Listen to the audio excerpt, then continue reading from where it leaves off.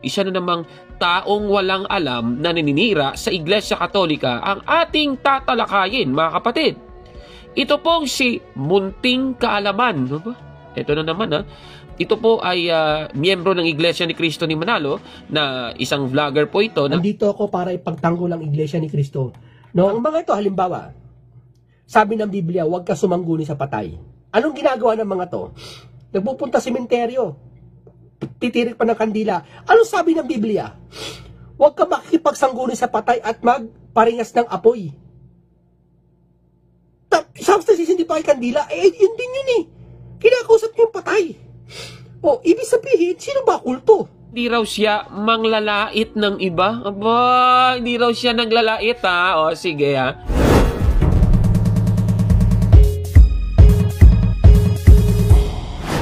Welcome na naman sa isang episode ng Factbusters PH.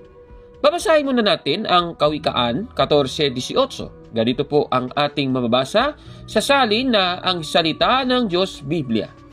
Makikita ang kamangmangan sa taong walang alam, ngunit makikita ang karunungan sa taong nakakaunawa kung ano ang mabuti at masama.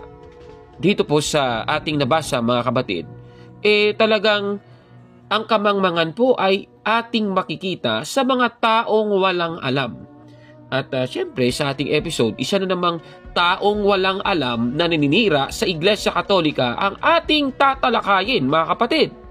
Ito pong si Munting Kaalaman. Ano ba? Ito na naman ha. Ito po ay miyembro ng Iglesia ni Cristo ni Manalo na isang vlogger po ito na as of recording may mahigit 611,000 subscribers na. Ang daming subscribers ha, pero hindi tayo naiinggit sa kanya. Syempre, ang dami kasi niyang naloko. Tanong, ano ba ang layunin niya at ng kaniyang programa? Ito panoorin natin. Andito ako para ipagtanggol ang Iglesia ni Cristo. No, hindi ako titigil na ipagtanggol to. Hindi tayo manlalait ng iba, pero sasagot lang tayo sa batay sa kanilang mga tanong at batay sa kanilang mga paratang. No, hindi tayo mga hamak ng reliyon. Mahal natin sila. Aba, talaga lang ha. Sige. So, ayon po sa kanya.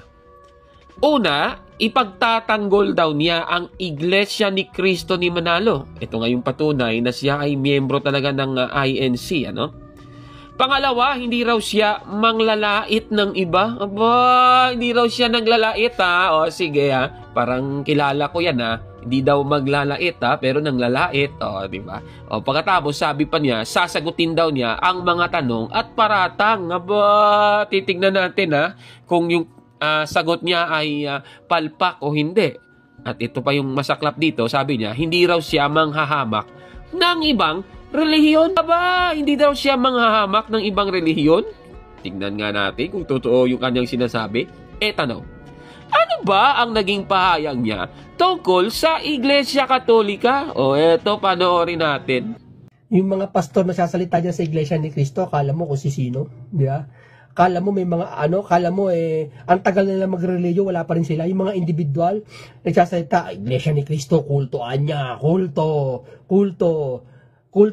Ang tagal nyo nagreligiyo, pero ba't hindi kayo malago? Yung mga individual tumitira sa Iglesia ni Cristo dyan, yung mga kilalang tao at mga pastor. Diba? Ito pa.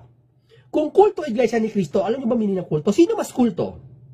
Ito mawalang gana po. Mahal ko po ang nakakaraming religion. Dahil po, hindi naman po nadadamay lang po sila. Pero magsasalita po ako ngayon bilang hindi ganti, bilang depensa sa pambababoy ng mga to sa ginagawa ng Iglesia ni Cristo. No? Ang Iglesia ni Cristo po, nagtuturo ayon sa Biblia.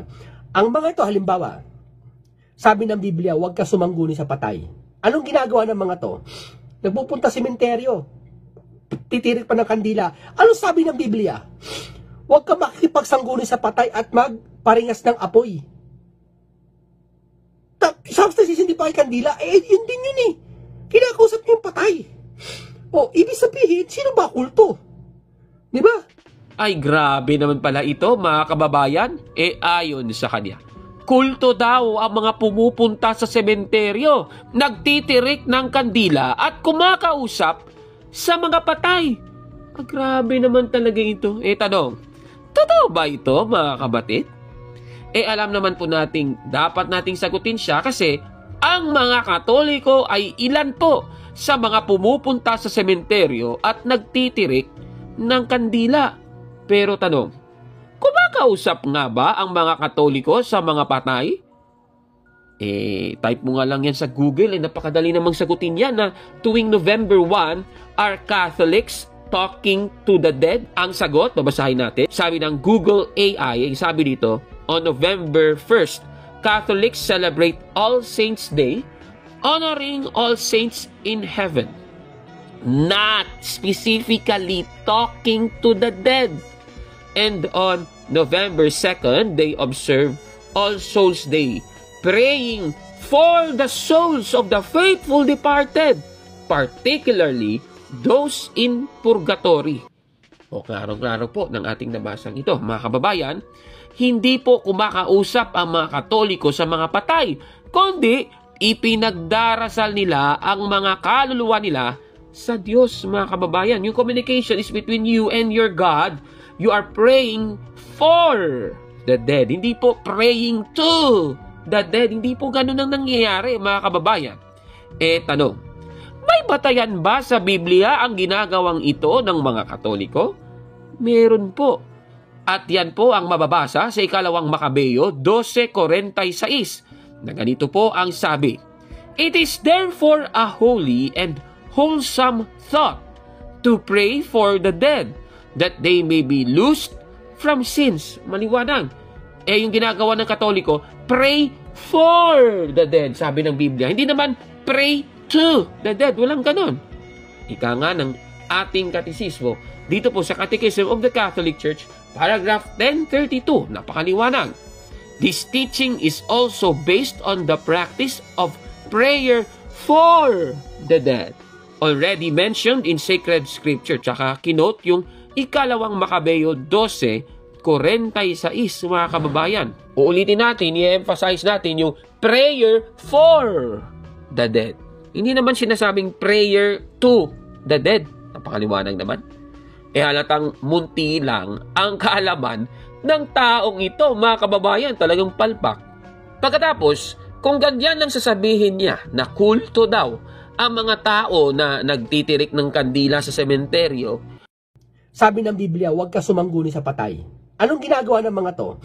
Nagpupunta sa sementeryo, titirik pa ng kandila. Anong sabi ng Biblia? Huwag ka makikipagsangguni sa patay at magparingas ng apoy. Substance hindi pa kay kandila, yun din yun eh. Kinakausap niyo yung patay. Ibig sabihin, sino ba kulto?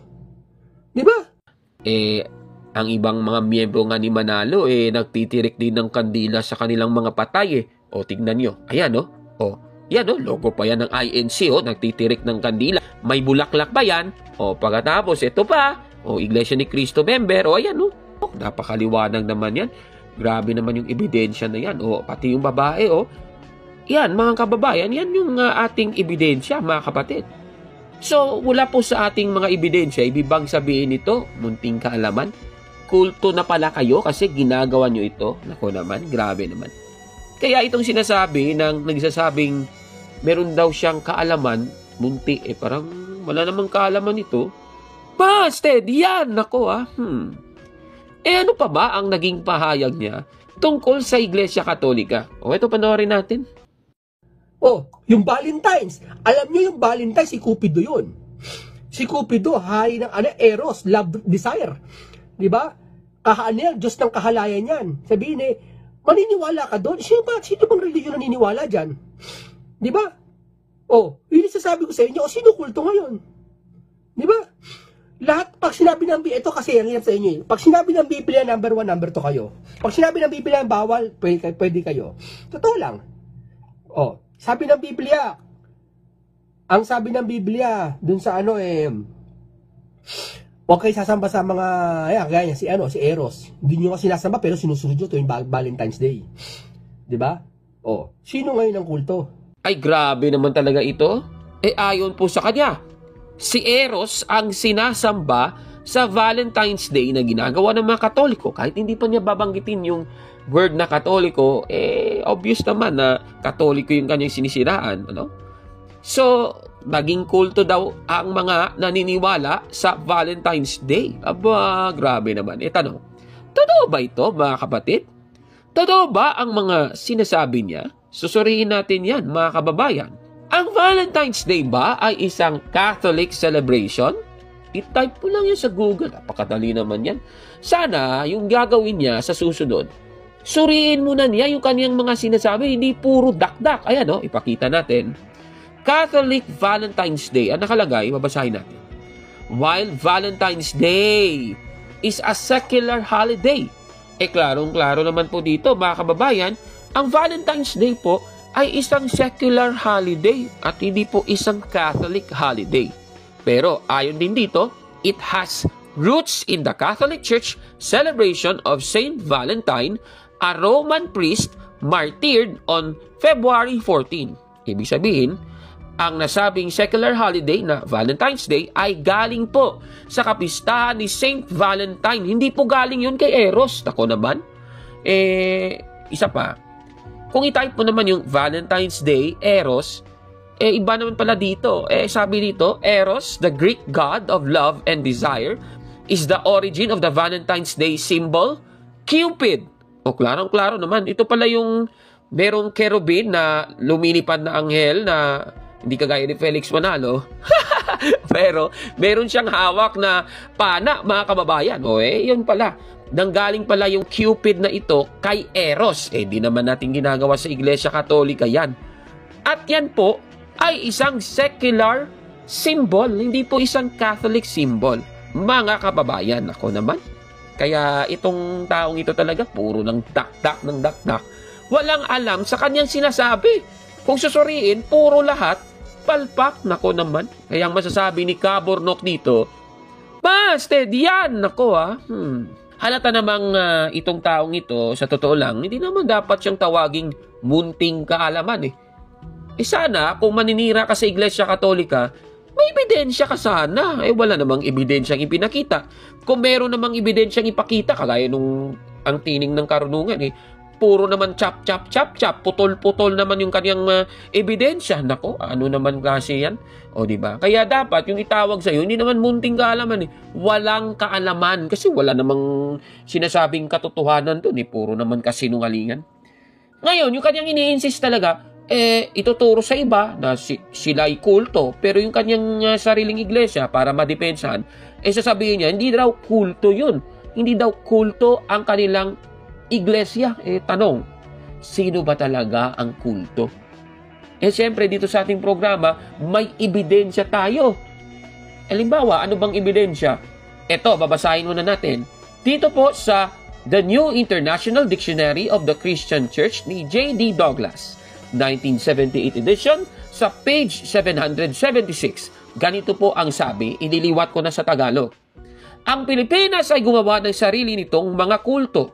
Higit sa lahat, ang Iglesia ni Cristo o Church of Christ na itinatag noong 1914 ni Felix Manalo at nag-aangkin ng ilang milyon. Napakaliwanag.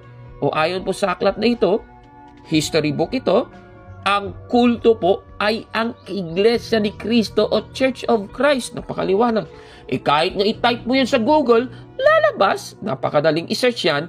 I-type mo yung the largest cult in the Philippines. Syempre, lalabas. Iglesia ni Cristo ni Manalo, mga kababayan. Ibig sabihin, sila po yung pinakamalaking kulto sa Pilipinas. Iglesia ni Cristo, Church of Christ, na itinayo sa Pilipinas ni Felix Manalo, mga kapatid.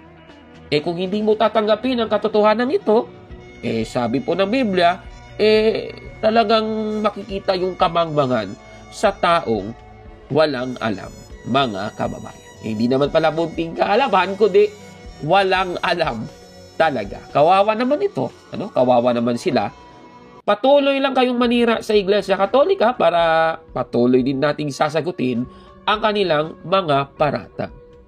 Ano po ang masasabi ninyo sa ating episode ngayon? Paki-comment po sa baba, mga kapatid.